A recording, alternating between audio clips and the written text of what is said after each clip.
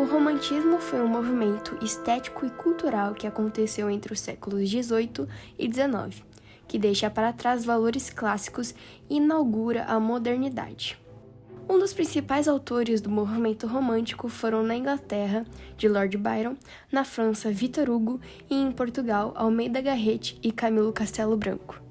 O romantismo em Portugal surgiu em contexto de alguns fatos históricos, como a Revolução Francesa de 1789, a invasão de Portugal pelas tropas de Napoleão Bonaparte em 1807, a chegada da família real ao Brasil em 1808 e a independência do Brasil em 1822. A obra considerada o marco do romantismo em Portugal é Camões de Almeida Garrett, lançada em 1825.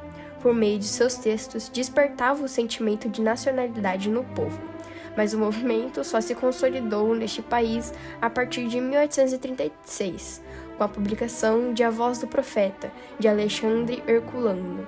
Nessa época, o país passava por uma profunda crise econômica, política e social, situação que se agravou com a expansão napoleônica. Estilo da época. Considerado o primeiro escritor de língua portuguesa a viver exclusivamente de seus escritos literários, Camilo Castelo Branco, 1825 a 1890, é também célebre pela quantidade de textos. Sua vida pessoal bastante atribulada, com relacionamentos passivos, bem ao gosto do romantismo, seguramente foi um foco de inspiração para seus livros.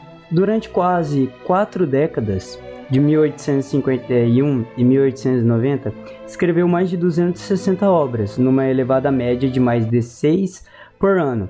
O mais significativo é que a preocupação de vender os seus escritos não o impediu de manter uma qualidade elevada, embora dentro dos padrões românticos de sua época.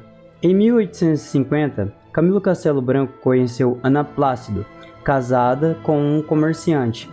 Em 1859, Ana abandonou o marido e foi viver com Camilo. Em 1860, foi processado e preso por crime de adultério. Na cadeia da Relação do Porto, em 1861, Camilo escreveu Amor de Perdição. A obra foi baseada em um caso verídico de um senhor que estava na mesma cadeia que o autor.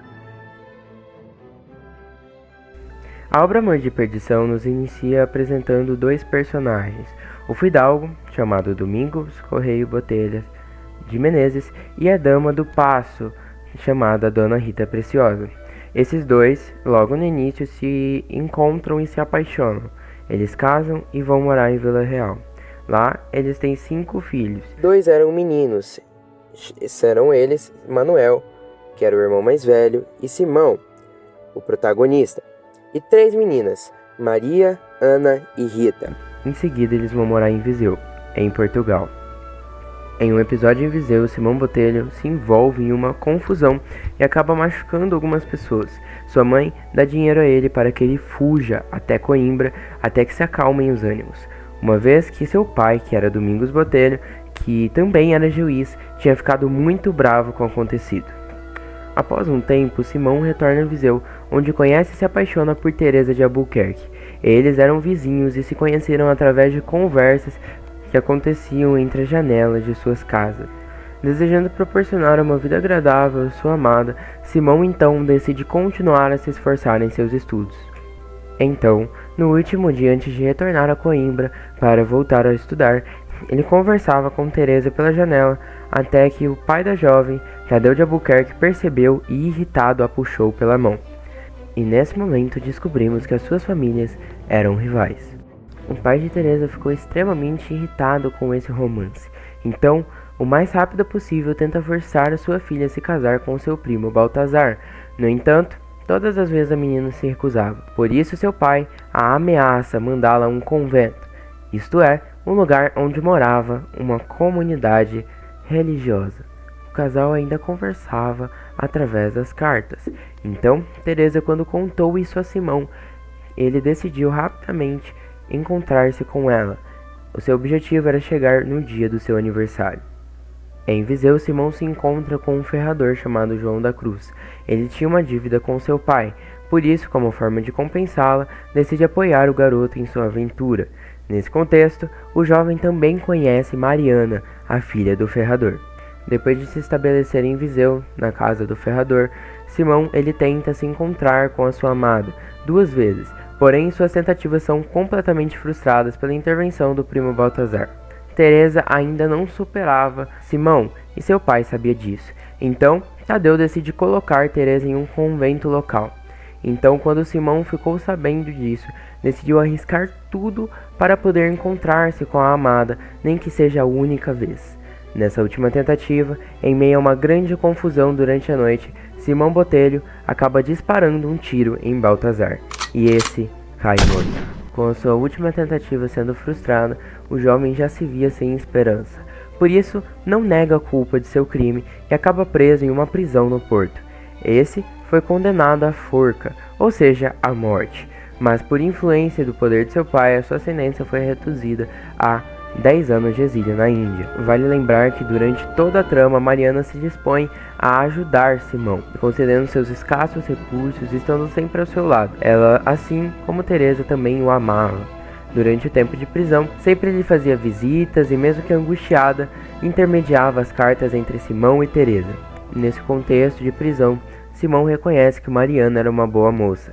No entanto, diz ser impossível se casar com ela, pois ele amava muito a Teresa.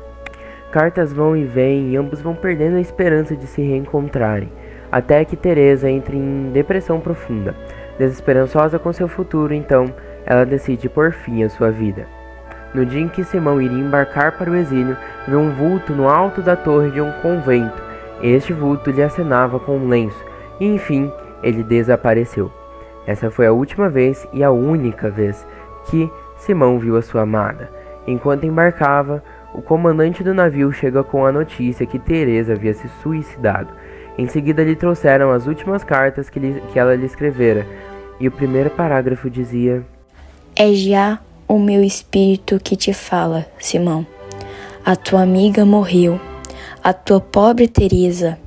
A hora em que leres esta carta, se meu Deus não engana, está em descanso. Mariana consola o menino que se via como um desgraçado, isto é, desprovido de graça, totalmente deprimido. No dia seguinte, às 3 horas da manhã, Simão acorda com febre. Esta não o deixou. Após 9 dias sem amparo no meio do mar, Simão morre, dando fim a esse trágico romance.